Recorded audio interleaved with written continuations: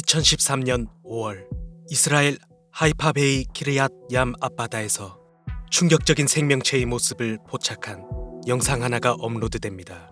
바닷가 바위 위 어떤 생명체가 앉아있는 모습입니다.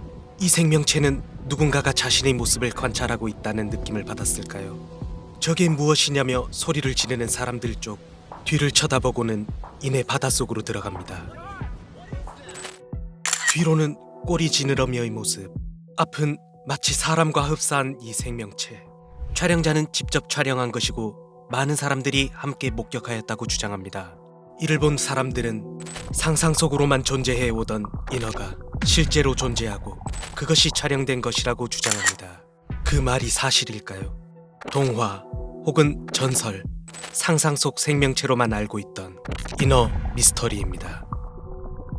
에아, 세이렌, 루살카, 메로우, 머메이드, 머맨, 트리톤, 로렐리아, 교인, 닌교 등 부르는 이름은 각 지역에 따라 다르지만 표현하는 모습은 대부분 비슷한 내용을 가지고 있습니다.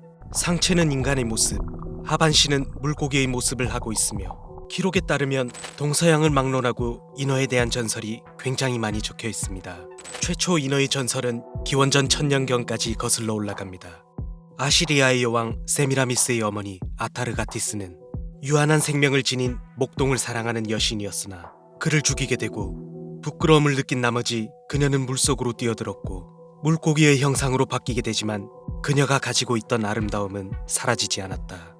박물지의 저자인 고대 로마 해외 영토의 총독 겸 학자였던 플리니우스는 스페인 남부 해안에서 목욕하던 인어가 슬픈 노래를 불렀다는 기록과 수컷 인어를 여러 차례 보았다는 기록도 남겨 상상의 동물이 아닌 실제로 존재하는 동물이라고 말하기도 하였습니다. 그 외에도 고대 바빌로니아와 서양 문화의 각종 문학과 기록에 굉장히 많이 등장합니다. 우리에게 잘 알려진 1836년 덴마크의 작가 한스 크리스티안 안데르센의 문학 인어 공주의 이야기 또한 고대에서부터 전해진 기록들을 참고하여 집필하였다고 합니다. 인어의 기록은 서양에서만 찾아볼 수 있는 게 아니라 동양에서 또한 이러한 기록들이 남아있는데요. 한국의 기록 중에는 조선 중계의 문신인 유몽인이 저술한 어우야담에서는 얼굴이 깨끗하고 고왔으며 코가 오뚝하고 귓바퀴가 있었고 눈은 흑백이 분명한데 눈동자는 누런색이었으며 몸은 약간 붉은색도 있고 온통 하얀색도 있었다. 남녀의 음양 부분도 사람과 다름이 없었으니 손바닥에 주름도 없었다. 중국의 기록에는 인어는 아름다운 여인으로 살결은 옷같이 희고 머리털은 말꼬리처럼 치렁치렁하며 길이가 5에서 6척이다. 일본에서 또한 인어를 먹으면 불로불사가 되고 인어의 기름은 매우 유용하여 몸에 바르면 추위를 막을 수 있었고 고래의 기름보다 월등하다.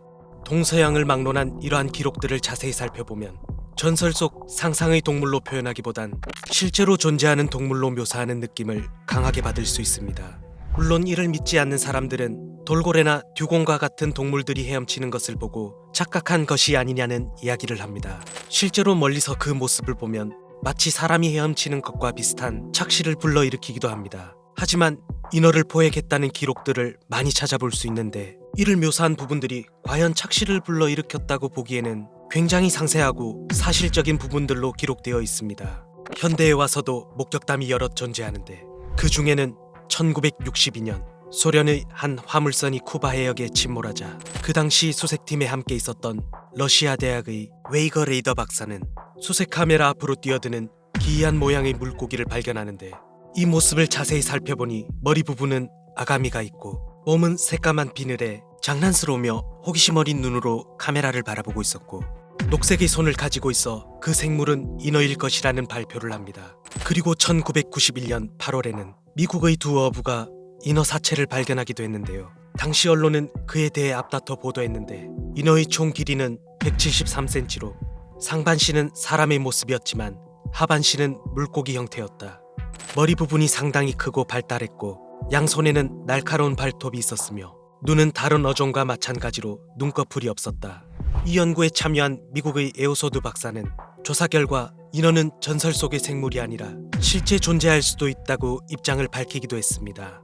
그리고 고생물학자 닐 슈빈 또한 어류로부터 진화한 인류는 바닷속에서 분리되어 한쪽은 물속에서 살 수 있는 인어로 진화했을 수도 있다는 가설을 주장하기도 했습니다. 그리고 인어의 사실 확인을 위해 미국 국립해양국에 많은 문의가 이어지자 인어는 전설상 상상의 동물이라는 짧은 입장만 발표할 뿐 더 이상의 관련된 언급은 하지 않았습니다.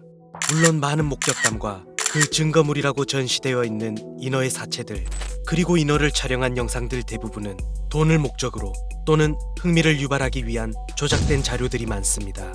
그렇다 하더라도 인어의 목격담과 논란은 현재까지도 계속되고 있습니다. 정말 인어는 그저 인간이 만들어낸 전설 속 상상의 동물일까요? 신기하게도 교류가 적었을 고대부터 동서양을 막론하고 그 모습을 비슷하게 묘사하고 있는 인어. 아직 인류는 깊은 바닷속 무엇이 있는지 정확히 파악하지 못한 상태입니다. 혹시 바닷속 깊은 곳 어딘가에서 그들의 삶을 살아가고 있진 않을까요? 여러분은 어떻게 생각하시나요? 새벽 까마귀였습니다.